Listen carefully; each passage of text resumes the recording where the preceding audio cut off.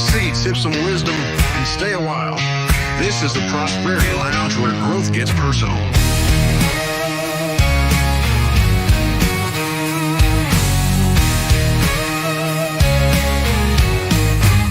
Step inside, we're breaking chains. Let me start with a question for everybody out there. When you picture college sports in Tennessee, what's the first thing that comes to mind? Got football on Saturdays? Maybe basketball or baseball? Got women's softball, track?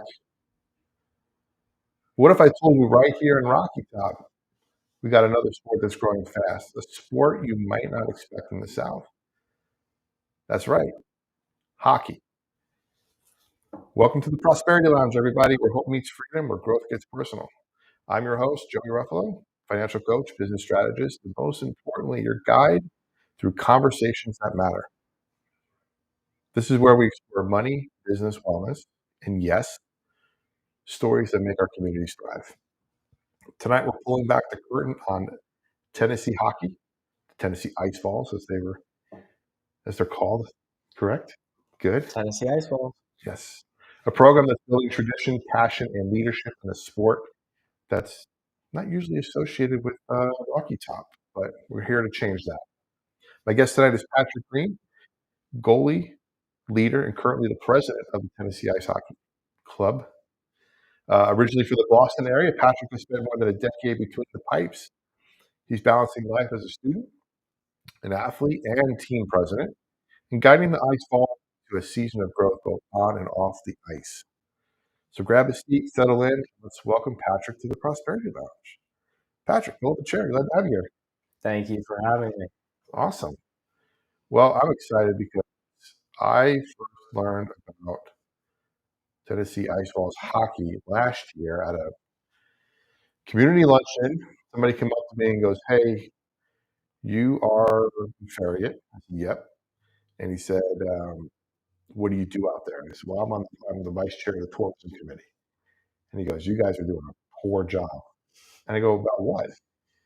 Because Tennessee ice hockey plays in cool sports in Farragut every year in September, and I said, "I have no idea."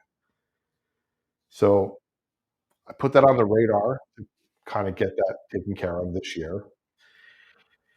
And I think it was like late August rolled around. I looked at the calendar and I went, "Oh crap, it's almost September and the Ice Balls are going to be here again." And we did another poor job of getting that involved. So I wanted to make sure I had you on. I wanted to make sure we talked about it because, I mean, not just for Tennessee hockey itself, but for our little community outside of Knoxville and Farragut, we get college sports and we get UT college sports to come to Farragut and actually play in Farragut. That's exciting for us. I mean, we got to embrace that. I'm on the ice here. Yeah, we're fortunate enough. It's unfortunate, but also fortunate that we get the opportunity to play at the Knoxville Coliseum.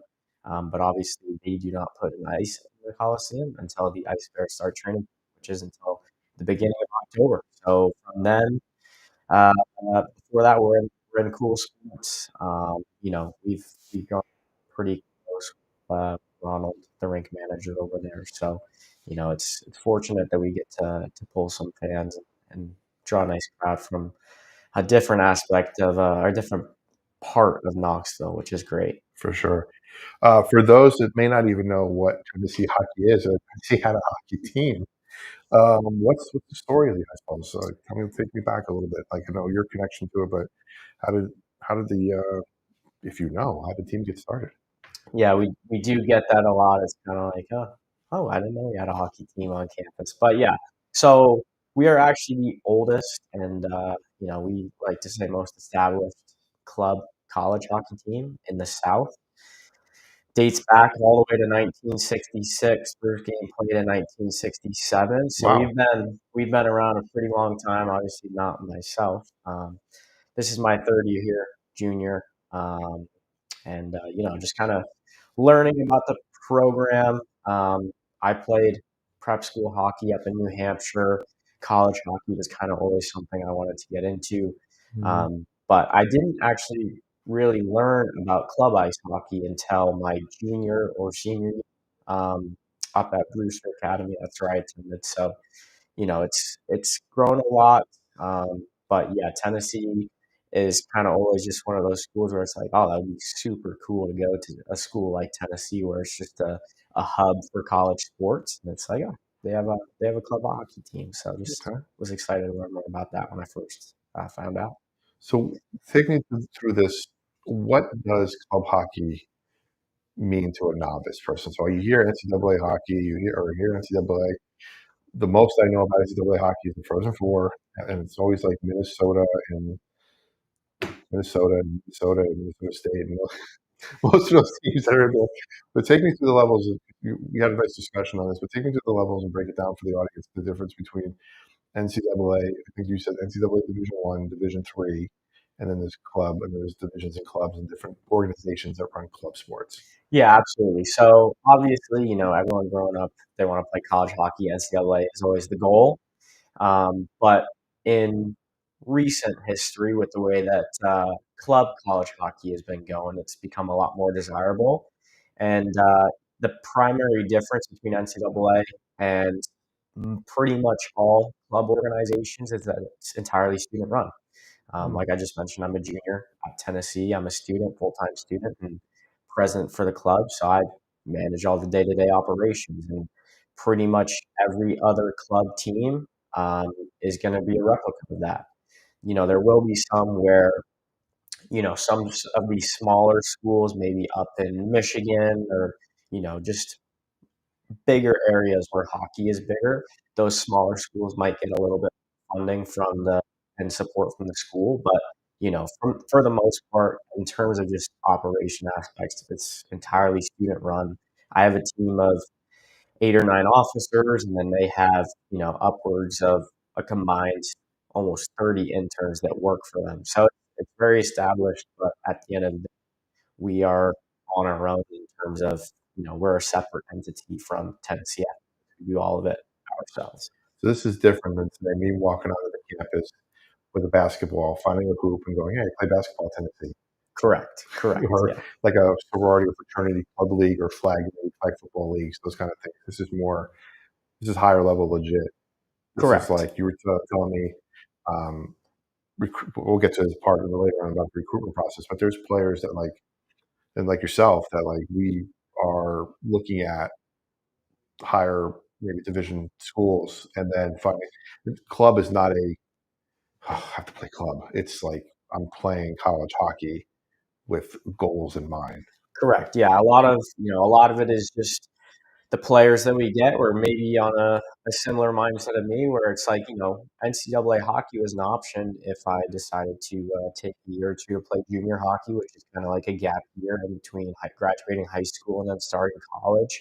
But I reclassed in high school. I was already older for my grade, and if I played junior hockey as a 21-year-old freshman, which there's nothing wrong with that. It's just that wasn't in my opinion, that wasn't in my best interest moving forward. So, you know, as I mentioned earlier, Tennessee was, always a school that I thought would be really awesome to go to. And when I first learned about the program, I was like, oh yeah, that would be, it'd be nice to let the hockey follow me a little bit. But Sure. once I learned a little bit more about the program, it's a lot more legit than you might think just looking at it on paper. Yeah. And this is like when I was, I guess the nice way I was trying to say it was this is intentional to play Correct. club hockey. This isn't Absolutely. just falling into it all. What options are here for me? These are when people are making these decisions, these are intentional decisions to find schools to play competitive hockey at or competitive club sports. There might be I'm not familiar with other club sports that might be around in certain schools. Maybe baseball is a club sport because they're just not 100%. funded Yeah. yet. But these are intentional decisions by you guys coming here. Absolutely, and, just as it's student operated, it's 100% intentional because almost every single program is pay to play. Mm, So every single player is paying, their own money out of pocket, or their parents paying their money out of pocket to that's right. be able to provide the opportunities for them to continue playing at the collegiate level. And, um, you know, a lot, whether it's, maybe just the option wasn't there for them in terms of NCAA, or more if it's a personal choice in choosing a different school that they like to go to. The hockey is the players that are coming to play club hockey are coming from high level. Nice. And like you mentioned, something important there. There's no scholarship, Correct. academic scholarships available to every student who earns one, but there's no athletic scholarship. Right. You're Yeah. paying. No support from the programs in terms of paying the players to play for our program. At least not yet. Okay. So you guys are on the ice. You're looking at your schedule. You've been here playing. Obviously, we'll talk a little bit about the future of hockey in the SEC. Currently, though, you guys got to have some rivals.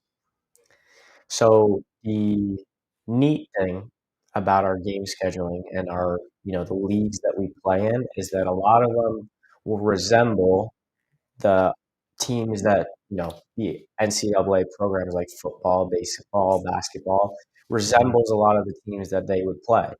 So, teams like Florida or other SEC teams, like I think we play South Carolina 5 times this year. So, Get to know them we might, pretty well. we might get a little friendly rivalry going with them. But, all the big SEC schools that will play will treat it as, a sort of rivalry game. They mean a little bit more. So, Mhm. you know, the fun thing too is that we'll base our schedule around the football team a little bit. So we'll play our games on Friday and Sunday, and if we have Florida coming to town, we'll play them, and then everyone gets off on Saturday to go to the game. So we match it up as much as we can and make it a true experience for Mhm. them, for our players to not only be able to play hockey at a collegiate level, but then still get the whole life and school aspect balance to it as well. That must be something to really work on. It's not obviously work life, but like sport life balance and student life balance. Like, tell me a little bit about your day. What time do you guys get up in the morning? Do you guys train kind of on that same schedule? Do you have a training schedule that you guys kind of stick to during the season that's maybe not Yeah. as crazy as Right. So yeah, and then this is the other aspect of club hockey is that it's obviously very competitive, but it's a little bit more relaxed than what you'd see for a typical NCAA schedule. Okay. I have some friends that are playing NCAA Division III hockey, and they're up at 7 a.m. in the morning and they go till 7 or 8 o'clock at night, and it's all strictly hockey. Oh You have wow. a couple classes during the day, but it's a full time commitment. In terms of club hockey, for us, we'll be on the ice 2 to 3 times a week practicing. We'll get 2 games on the weekend, so four or 5 times a week we're on the ice. We'll have an off ice workout every other Wednesday. So it's in terms of just daily schedule. A lot of it is going to be academics priority first. We'll practice either at 6 a.m. in the morning or 10:30 at night. So it's there's a lot of free Yeah. time on your hands to make sure that you're getting your classwork done, getting all the stuff you need to do done. If you work during the day, plenty of opportunity to do that. And a lot of our players do work; they have jobs, so it's a lot more relaxed in terms of the rigor of schedule. But at the end of the day, we've got some very competitive and players that have come from very high levels. And you guys don't practice at 10:30 and then 6:30 the following morning. No, Okay. definitely not. Just say don't sign me up for that, man.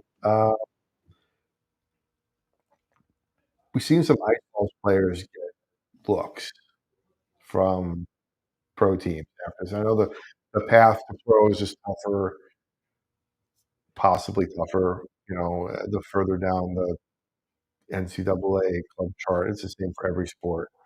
It's hard to see a JUCO or D3 football player get really highly recruited and drafted and so forth. But they end up playing another. The hockey's one of those sports that there's an ability similar to basketball. Essentially, there's an ability to play overseas. There's an ability to play a lot of other places professionally. Have you guys seen success with that program? People who have gone on to professional. Yeah, that's a great question. In terms of our program, we had a couple of our players last year, approached. Since we play at the Knoxville Coliseum for many of our home games, we have the opportunity to have an SPL team that right there in house, the Knoxville Ice Bears. Hmm. So and some of the teams we play, like Alabama, for example, they don't have a rink on campus. They play an hour away in Pelham, Alabama, which is where the Birmingham Vols, another SPHL team, plays. So, we're in a number of different arenas where some of these minor professional teams play.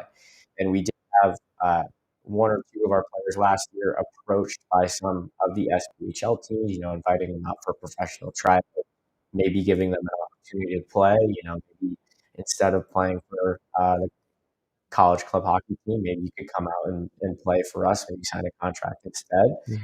So in terms of, in the past, with how much our club has grown in recent history in terms of talent, nobody from our program has gone on to play professional hockey yet. But like I said, that doesn't mean the opportunity's not there. There's so many professional leagues over in Europe, like Switzerland, Germany, England. There's so many different opportunities to play, and knowing that some of our players have been approached by some minor professional teams, there's definitely opportunity for growth, and it's not uncommon for players playing club hockey to go on to play professional hockey in any form. There was actually today a defenseman who played ACHA Division I hockey at Adrian College. He just signed a tryout contract with the Ottawa Senators in the NHL. So there's, like you said, as you get higher up in the levels, there's definitely more opportunities, but it's not an uncommon thing. And I would not be surprised to see maybe 3 or 4 years some of our players being part of the pool as well. I love it. Right now, it's the love of the sport. Exactly. Whatever happens, but the love of the game is there. Did have one question that came in. You're live on YouTube right now at the Prosperity Lounge. We had one question that came in the chat. It's kind of a funny one, but I'm going to ask you anyway. When you sweat, does the sweat grease you? No, it's it's not that cold in the rink. You'll be all right in a sweatshirt. Okay. But yeah, no, it's funny because for people who are not as familiar with hockey, you'd think, I am not shocked to see a question like that, but we're pretty hot out there despite it being in a cold arena. So Sure. I get that. Guys, let's talk a little bit about the future of college hockey in the South.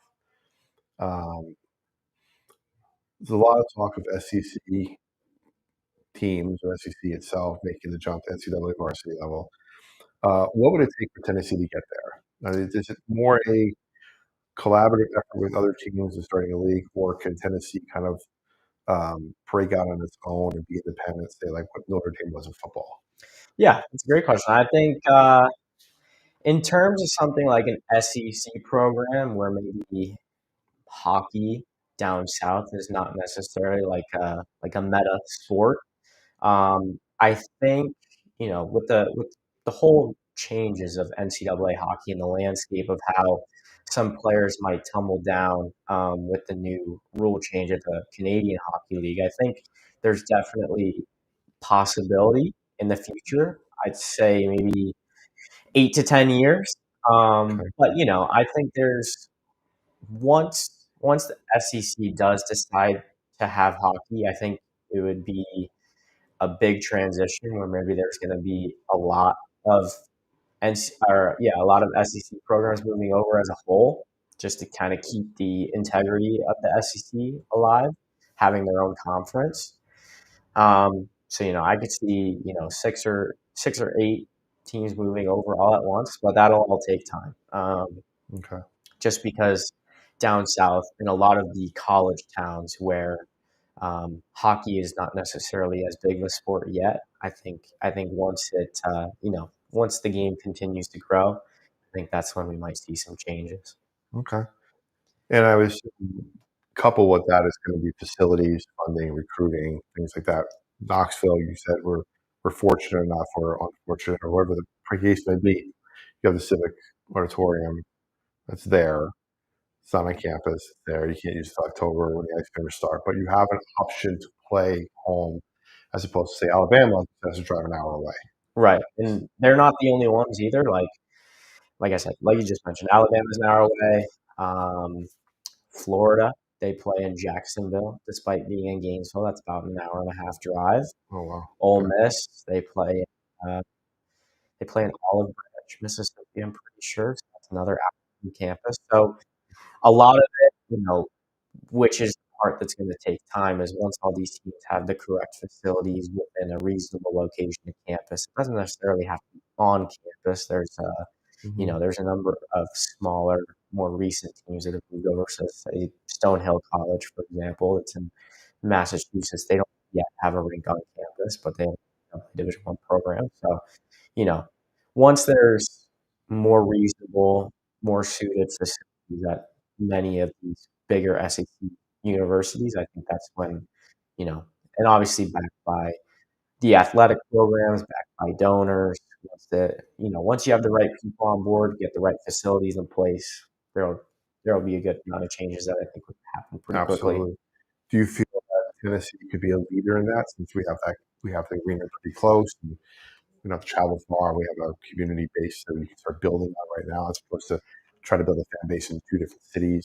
Right. I agree. Yeah, I think that's a great possibility. I think us and the University of Georgia would be the two big leaders for that. University of Georgia they have an FPHL team. That's another semi pro team, and it's right next to campus as well. So you know, I think it's getting there, but I think there will definitely need to be a little bit more systems in play before that all happens.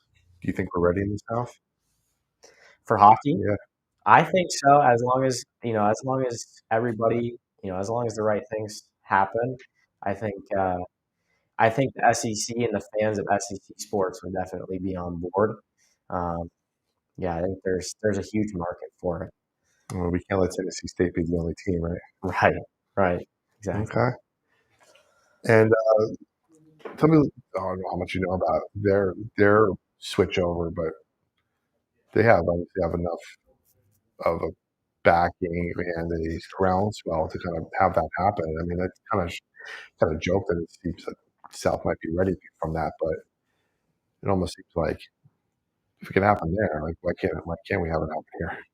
Yeah, and that is the question. And it is, and obviously, huge props to them, being the first HBCU to have NCAA college hockey Division One as well. That's where I think a lot of it comes into play, where maybe it's a smaller school, or Mhm. at least the athletic side of things, it's a little bit smaller, where there's more opportunity perhaps for the school to benefit a little bit more from it. But they initially, I think, supposed to be starting in 2024 to 25 this past season. They were supposed to be an AAU Division III college club hockey program, and then once the Nashville Predators learned about their program a little bit more, they helped put money into it. The school put money into it. I imagine they have donors as well, but once those sort of things happen with University of Tennessee, I think it'll be a great situation because as I mentioned earlier, it's a Mhm. hub for great college athletics. So I think there's Absolutely. definitely a market for it. Definitely. I can see a bunch of people wearing some Tennessee hockey jerseys for sure. We see them everywhere. Like Yeah. yesterday, we saw someone walking across campus. I think in the morning, wearing a Tennessee hockey jersey. We saw someone last night wearing a Tennessee hockey jersey, and these are people that aren't affiliated with the club. I know. We see them at football games. We see them at basketball games. We have a fan base, for sure. We do draw a good crowd to the Coliseum, and usually we sell out pool sports every time. So we have the fan base. It's just we got to get the right people on board. And it's crazy. I went to an Ice Bears game last year, and the game had ended. They did this post game thing, and it was a really long time we were still there. And I figured the arena's empty. As we're walking out, a whole bunch of people are walking in, and I'm just looking at my wife. I was like, "What's going on here? Maybe it's like open practice or open skate or something." And no, it was like a whole bunch of college kids walking in with Tennessee stuff on, thinking, "Okay, I still don't know what this is." And they set up a little. And I go over to the girl. "What's going on here?" "Oh, it's Tennessee ice hockey." I was like, "What are you talking about?" She's like, then I was reminded of the guy telling me about the whole situation and the guys playing in Farragut. That's what this is. You guys had a huge amount of people show up, and this was like 10 o'clock at night. This wasn't like 7. This was like late at night. People were showing up. They were rowdy. They're having a good time. A bunch of guys play hockey. I mean, that must feel pretty cool to have that kind of support.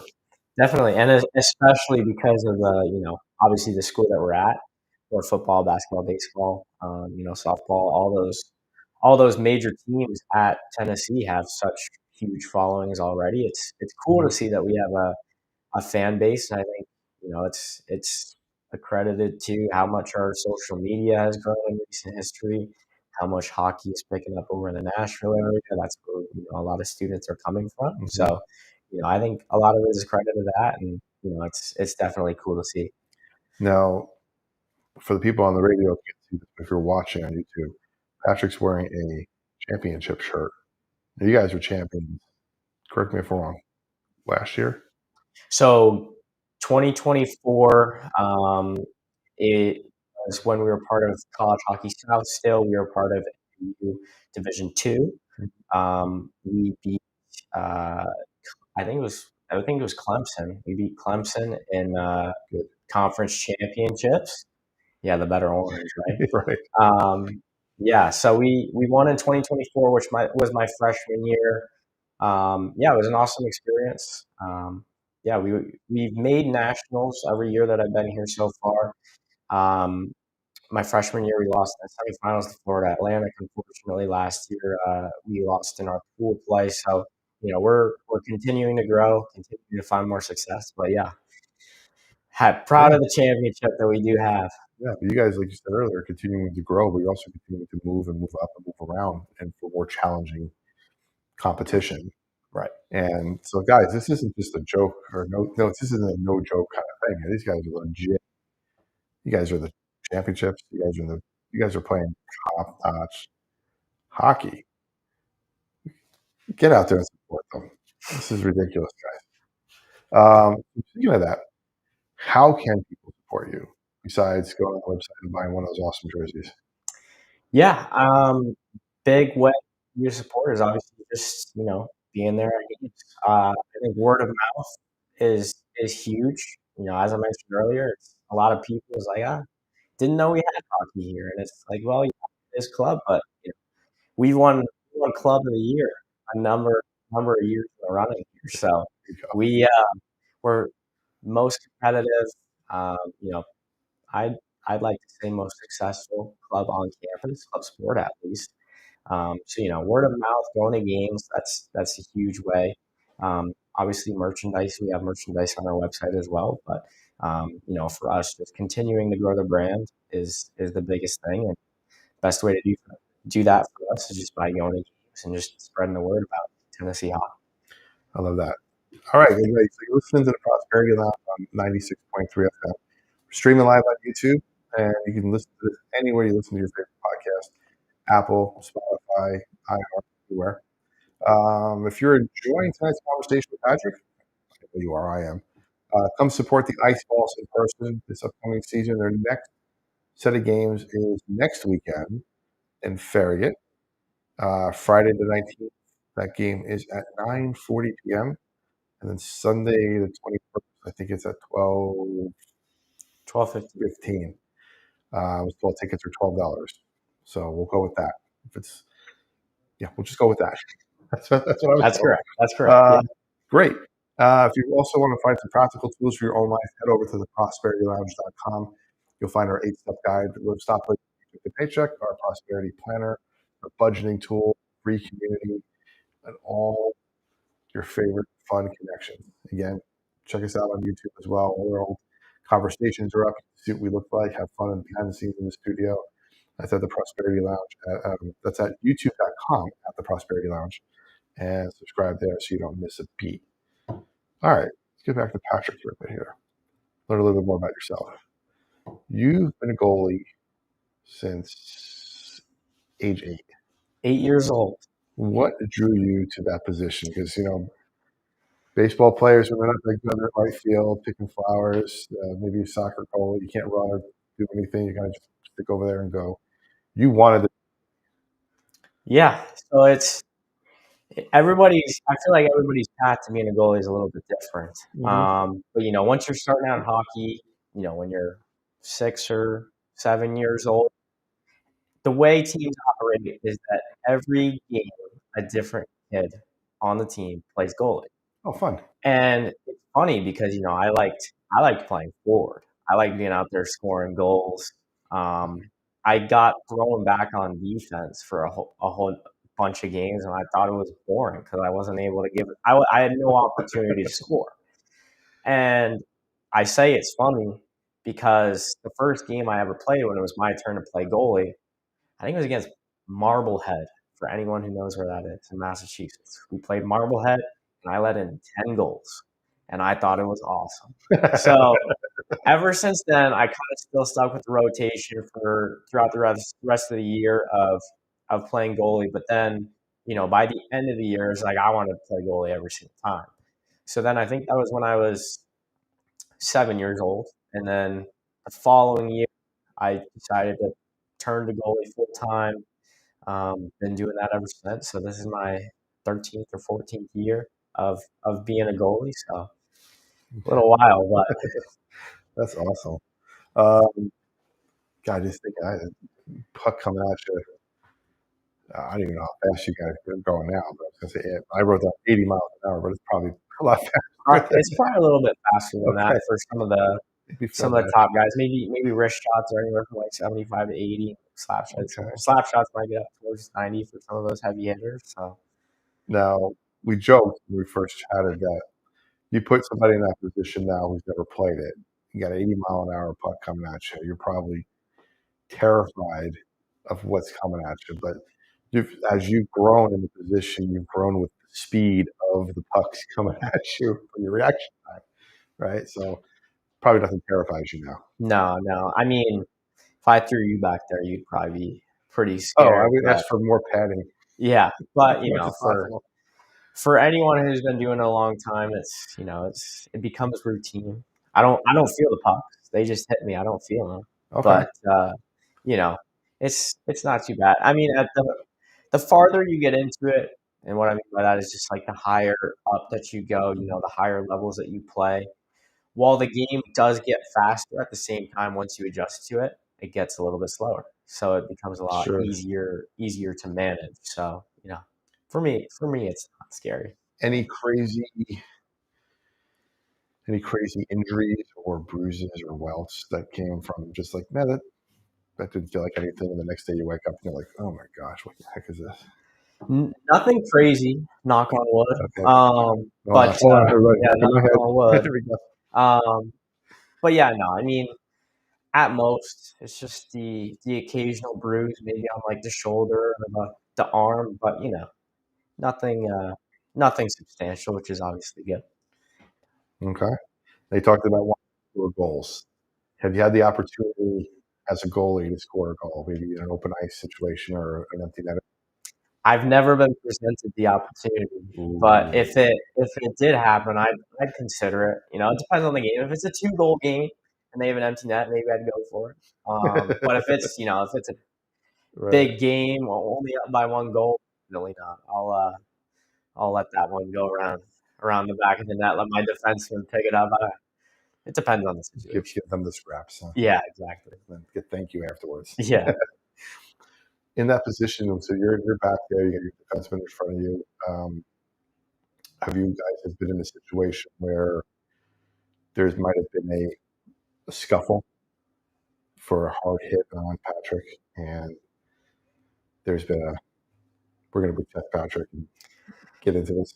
I mean, it's pretty common, not me being hit, but say, for example, like puck is slowly trickling in towards me, I cover it, and then the opposing player comes in and just snow plows with snow ice up in my face. Like they'll let them have it a little bit. If I cover the puck, they whack my glove. Obviously, it doesn't hurt me. I don't feel it, but they'll shove them around. So yeah, I mean, there's something that similar to that happens almost every game. But I'm glad I have my defenseman back there to take care of things for me. Good for you guys. We were at one of the games in the Ice Bears game, and the goalies got into it, it was a massive brawl. The goalies are fighting each other. Yeah. Is that a dream of yours? No, I don't. Scuffles? I don't need none of that. Okay. No dropping the gloves for me. That's for sure. I try to do that happen. I try to have that happen all the time when I play NHL hockey on Mhm. Xbox. I try to I want to start a fight as bad as Yeah. throw the gloves. Right. Okay. So speaking of training and getting back to that a little bit, do you guys train in the off season? What's your off season like to stay sharp and train? Yeah. Everyone is different. Me, for example, I have a goalie coach that I've worked with ever since I started playing goalie. So I go back to his company every summer, skate roughly 20 times throughout the summer, twice a week. So it depends on the player. A lot of the guys will join higher end either men's leagues teams or just summer teams in general. There's a lot of summer tournaments that roll around. I'm unfortunately too old for them now, but there's like I said, there's higher end men's leagues that take care of that, and some of those have some pretty high quality players, like former pros, maybe some current NCAA hockey players. Yeah, everyone is different, but in terms of Tennessee hockey things, for the most part, once it hits the off season, it's we're off. So all up to the player on what they decide to do during the off season.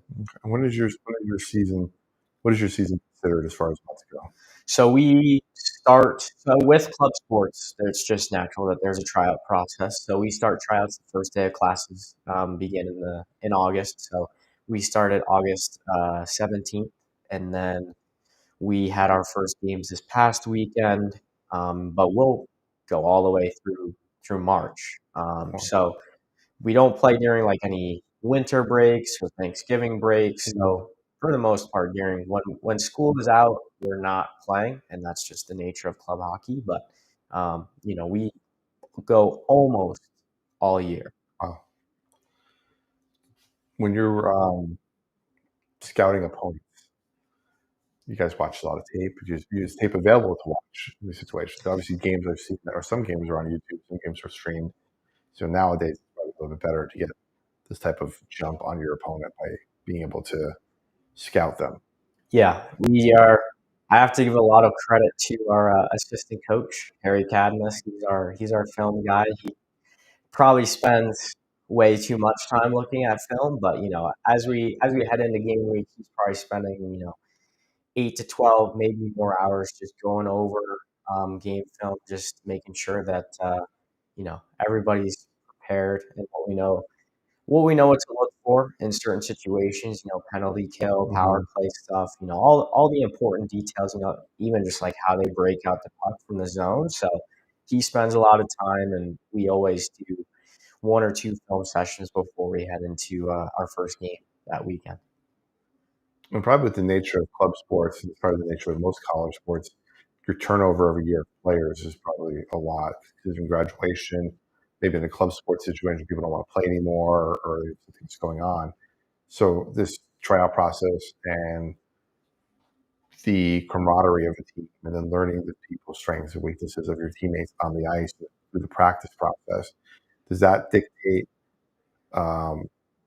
gameplay style? Like, hey, last year we were really run and gun. This year we're more defensive or more strategic with our approach. Yeah, I'd say it depends.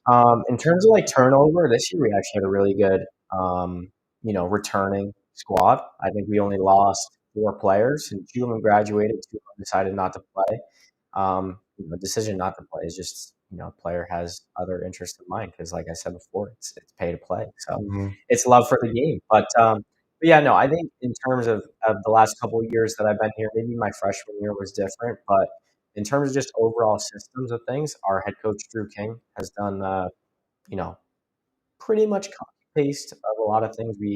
We've kept the same sort of forecheck, style of defense, all that sort of stuff. So for the most part, in terms of systems, they've remained pretty much the same. But every year we'll get 6 to 10 new guys, and that's filling the gap of players that have graduated, decided not to play. But then sometimes we'll have some really solid players that come in, and they are able to make the team over some players that might have played it on the top team from the previous year. So yeah, no, it's fun when we get new players, but this year at least we had a really good returning program. That leads me into recruitment because you're talking about most sports, basketball a little less, but when you think about football, you're recruiting for a style of coach. Right. So if you are a running gun, running back heavy team like Oklahoma from the '90s and stuff like that, you're not necessarily recruiting a quarterback to be a quarterback or handing the ball off. Right. Then coaches come in and like, hey, we want to pass the ball. So now we got these running backs. We have to get we have to recruit different people. You guys keeping a system in place. You're recruiting for that system, or are you recruiting players and we'll make it work? Yeah, I would say it's more just in terms of recruiting players, and then they'll adjust to the systems that we have in place. I think a coach's mindset on that is just a lot easier for them. It's kind of just what they know. So in terms of just recruiting players, it's more so just trying to bring in the best players that we can to continue to grow the program. Because when I'm not sure how much you know on the world of junior hockey, but when you have players coming in from the NAL and NCDC, where those are higher end juniors leagues, a lot of those players will go on to play NCAA college hockey. If we can get a couple of those guys every year, the program is going to continue to grow. Because when you're recruiting to those higher end players that are currently playing in those leagues, it's like, oh, some of those guys have understood kind of what the beauty of club hockey is, and they'll want to come and play here too. So we just try to bring in the best players that we can, and then we have the systems in place. Now, speaking of junior hockey, correct me if I'm wrong. The Canadian junior leagues were a sort of semi-pro league, which made their players ineligible for NCAA hockey. So basically, that was a feeder league to NHL and WHL and all that stuff in the past. So now that's sort of changed. You touched on that earlier. That system has kind of changed. So now it's allowing Canadian junior players to come to the NCAA and play, which makes the talent pool a lot bigger. Right. Which then, in a sense, makes it you got guys that are potentially used to be maybe bottom. I hate to say bottom 8-10 on an NCAA 1 roster and on top of an NCAA 3 roster, bottom of the NCAA 3 roster and then top club sport roster and so on and so forth. So it makes the competition a lot more robust, Right. which in turn could potentially propel club sports to a level where like, hey, this is now our talent pool is so much wider, and we're getting this level of play that we haven't seen before. That now colleges are going to look at it and go, we need to monetize it. Yeah, 100%. There's a number of programs in club college hockey now that have found the resources and they've found the right people at their school who will actually support the programs a lot more. And team like UNLV, for example, University of Nevada, Las Vegas. They beat University of Denver last year, which they were the reigning champions for NCAA Division I hockey. So a school like that, where this year I heard they brought in like 30 to 35 NCAA Division I players on official visits. So there's a lot of room for growth, and I think in terms of just getting the right people on board and getting the right players to come to your school, it makes recruiting a whole lot. It makes recruiting a whole lot easier. As far as recruiting goes, in your role as president, what does that entail? What is your official part in recruiting players? Yeah, so for our program, a lot of it is just kind of 50-50 on players reaching out to us and me reaching out to specific teams. So I'll be on the phone probably 6 to 12 hours a week with prospective players, coaches for juniors teams or high school teams, or wherever else. Just chatting with certain players who are interested in learning more about the program, and then ultimately it's when we have a prospect weekend in the spring with all these players that are interested, maybe already accepted to the school. It helps a lot in just helping players see more than what they can just understand from Mhm. looking at the website, looking at our Instagram, all that sort of stuff. So it's super beneficial for me to just constantly be on the phone with a number of players per week, and then obviously some coaches that have players that might be interested as well. Tell me a little bit more about that prospect weekend. Yeah, it's we hold a prospect weekend every spring, usually the last weekend of March or the first weekend in April, and it's a whole weekend funded by our program where players will get a tour led by our staff of campus, and then they have the opportunity to skate a couple times in the Coliseum as well. It's fun the way that we set it up. It's kind of like we run like a 3 or 4 team tournament with all the prospects broken up Okay. into different teams, and the whole purpose is it's not to make any decisions before the tryout process rolls around, but just to help the players kind of learn more and learn and get to know some of the players that they might either want to live with or might be playing with on the team the following year. So yeah, it's a lot of fun, and it definitely helps a lot because I think the last couple years, I'd say about 80 to 85% of players that are accepted and go to the prospect weekend do ultimately decide to commit to Tennessee. So it's very beneficial for us. That's awesome. So it's sort of like a official recruiting visit Almost, in a yeah, way. Okay. in a way, yeah. They get to get there, you can see what the facilities are like, meet people, and it's important to kind of make that decision because you guys get to see them too and make Absolutely. connections, maybe connect over the summer and, you know, kind of figure out what's going on Absolutely. next Yeah. year. Okay, cool. Um, Now your roster still with players. I wrote this down from hockey hotbeds like Massachusetts and Minnesota. How did that happen? I wrote that specifically. So yeah, I would say I got to give a lot of credit to 2022 when Tennessee beat Alabama. That's how it's. I decided that I definitely wanted to apply after that. But Okay. just the growth of Southern schools in general, that definitely has attracted a lot more out of state students. I think hockey players in general, I think it's always been pretty popular. Mhm. If they don't decide to go pursue juniors or NCAA hockey, I think SEC schools have always been kind of like a great backup plan. Sure. Um, I think we have a great backup plan. But yeah, I think like myself, I'm from the Boston area. Just kind of because up there we don't have like that huge college campus experience. So once I kind of Mm, saw like the storming the field, beating Alabama, because everybody knows about Alabama football and SEC football in general. I think that's a huge draw for a lot of out of state students and yeah. you know players that aren't looking to go play NCAA hockey. It's right up their alley. So that's definitely a huge factor in that.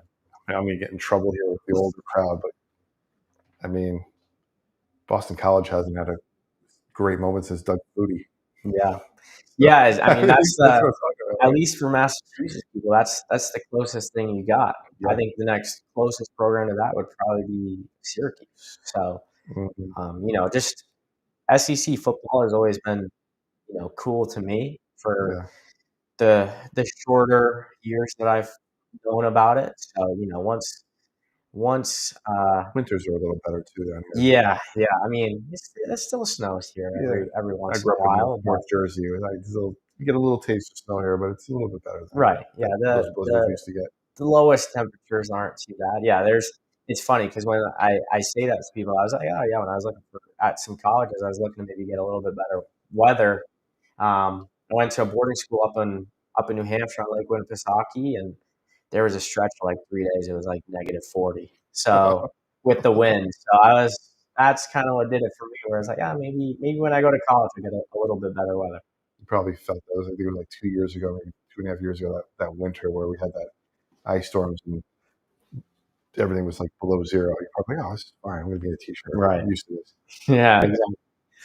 Uh, so, what is the eligibility rule for ACHA hockey? Can an older student like myself show up and play?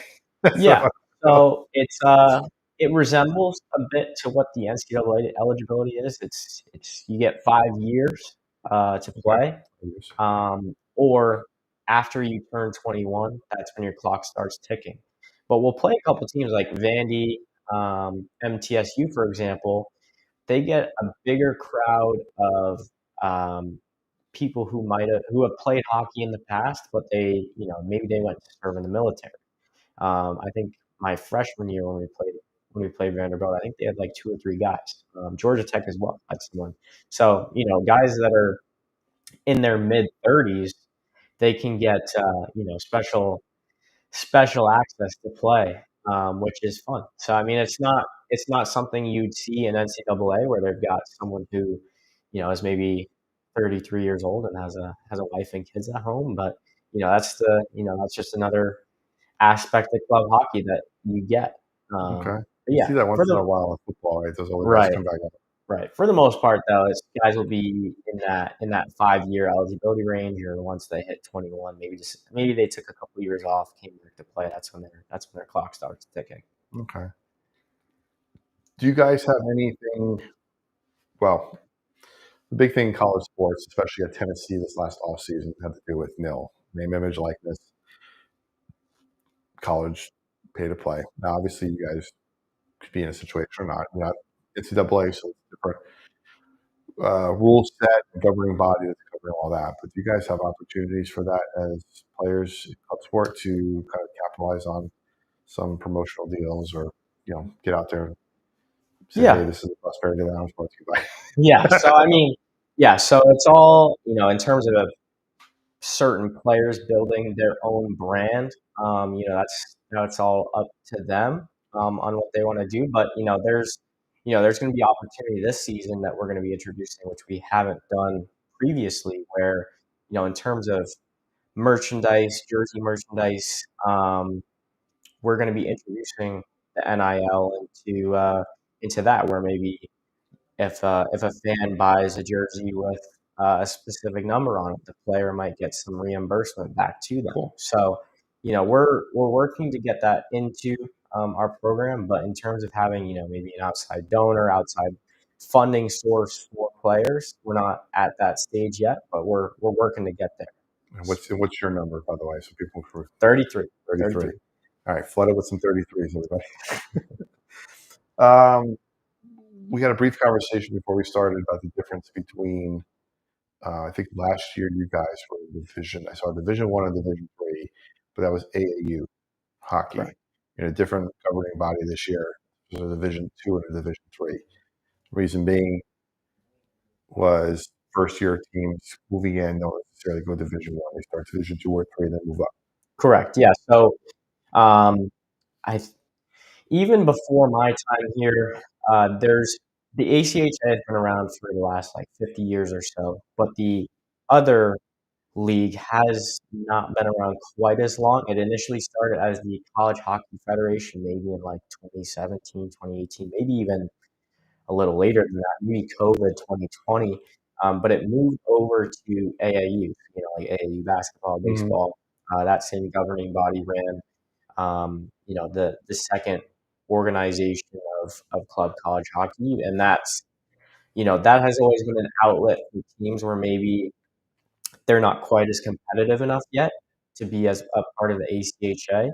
I would say last year when we were in AAU Division 1, that's very comparable to what we're in now at AAU or ACHA Division 2, with the top end teams being able to compete in ACHA Division 1. So there's been a lot of movement. It was actually pretty crazy offseason with all the things that were happening, because there was supposed to be another league that formed, but ultimately fell through the cracks with not enough teams wanting to be a part of it.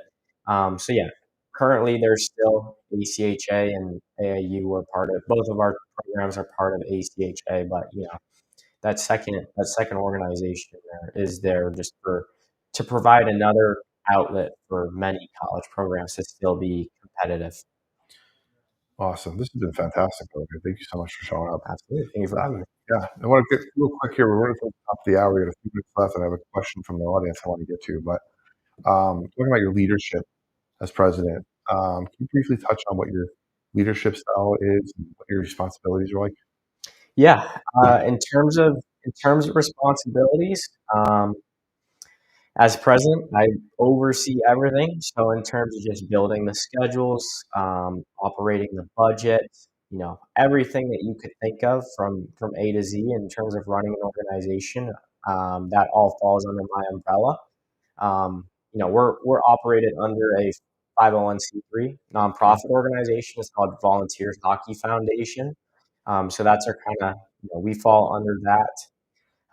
But yeah, like I mentioned earlier, I have a team of officers. So I have a vice president, I have a treasurer, a whole bunch of people that are willing to carve time out of their days and their weeks to be a part of the program, which is awesome. Yeah, in terms of leadership style, um, my freshman year we had it and it was great. And I've followed in the footsteps of just trying to be overly communicative, just trying to communicate everything that's going on to my officers to make sure that everybody's on the same page at all times. And um, I think a large part of that is due to just kind of learning under our head coach, Drew King. He's been in the program for the last 8 years, 5 years as a player, I think 3 or 4 years as a president, and then the last 3 years he's been our head coach. So he's done a really, really good job of building up the program from when he first started. And, where we're at today is largely, I have to give a lot of credit to him because I'm constantly, you know, not necessarily looking for guidance on everything, but if Mhm. there's a little thing that pops up here and there, it's like just ask him for a little bit of advice, and he always seems to have the right answers for me. So, he likes to be very communicative, very on time, ahead of schedule about everything that's going on, just to make sure that the players and officers are on the same page. So, I like to follow in that sort of mentorship. Speaking of mentors, what's the best advice you received as to be a leader? Um, I think a really good piece of advice has come from my goalie coach, his name is Brian DeCord. Um, he told me once to master the step before you keep climbing, and Mm, I think that's played a big role in a lot of the bigger decisions that I've made. It's if you're not fully aware or fully ready to move on to something bigger, just keep working on it. So yeah, and then obviously once you're ready, then you can go ahead and take the next step. So I think that's a great piece of advice I received. I love that. I'm gonna splice that out for later. Um, where do you see yourself after college?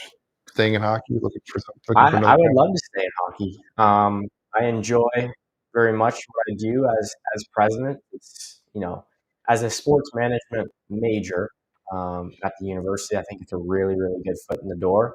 Mhm. Taking on as many responsibilities as I have as a student.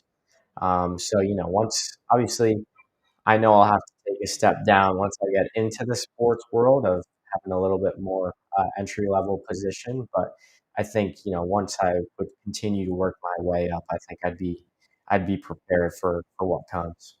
It's awesome. I just want to mention something in the chat here. We get a joke chat here. Somebody asked if they make skates with training blades. I think they have the ones with the two sides for the little kids to use. We got to hold little Yeah, handheld ones. Those are fun.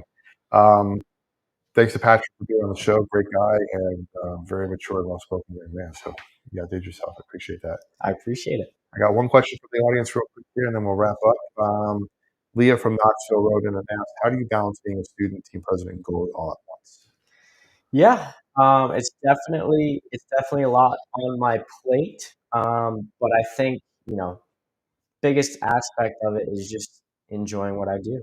You hear it every day. It's like, would you rather make a lot of money but hate what you do or do what you love? So I have a lot of passion for hockey and kind of just helping out my players and all that stuff. And I think that goes a long way in just balancing everything as much as I can. Biggest misconception of Tennessee hockey? It's just a club sport. Just a club sport. It's way more than that. It's way more All than right. that. Best way to support you guys, again, website is TennesseeHockey.org. tennesseehockey.org. Follow them on Facebook, Instagram. Buy some merch and come out to the games. Civic Auditorium. The game's going to be listed on the website, I imagine. Yep, games are already listed up on our website. You can buy tickets for our first game next Friday. Season tickets are available too. So, we'd love as much support as we can get. Come out and see us in Farragut. I will be there Friday night after this show. You guys are listening live. I will be out there also doing a live recording. You guys have some fun. Maybe meet some of the guys, come over and say hello. Absolutely. Anything I do to support you guys, let me know. We'll do meet and greets and then chat here. Ooh, that'd be fun. That would be great. Yeah, come on out Friday night. If you could get a 9:40 puck drop, or puck drops at 9:40, as they say. Yep. Come out a little bit earlier, hang out with us, see us there, hang out, have some fun, support the Tennessee hockey, and that's going to wrap it for tonight. So, Patrick, thank you for taking the time to join us tonight. Got a few takeaways for everybody here. Hockey is alive and growing in Tennessee, and the Ice Vols are leading the charge. Playing at this level takes passion and discipline, no scholarship, just love of the game. I love that. There's that Kevin Costner movie, For the Love of the Game. The future of SEC hockey may be closer than we think. Getting those wallets out and support everybody. Leadership matters, and Patrick's story shows how one player can make an impact on and off the ice. Friends, if you've ever been to an Ice Vols game, now is the time. Head to Farragut this upcoming weekend. Next weekend, actually, September 19th and 21st. Bring your family. Experience college hockey in Tennessee. Come say hi. See us there. Until next time, everybody, stay faithful, stay fearless, and remember, freedom lives where faith and action meet. A lounge is always open, and so is your next breakthrough. This is the Prosperity Lounge. We're out. Great job, buddy. Thank you. That's awesome. Thank everybody in the chat for hanging out, and we will see you next time. This is where momentum meets the sun. The prosperity